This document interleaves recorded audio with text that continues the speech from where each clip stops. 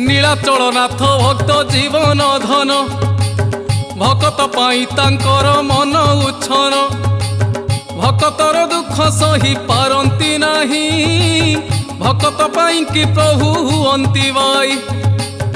एक दिन कथा शुणु हे पंडिते कि कले भकत पाई श्री जगन्नाथे भकत भी कण प्रभु न पारी सही सपन रे आदेश दियंती गोसाई।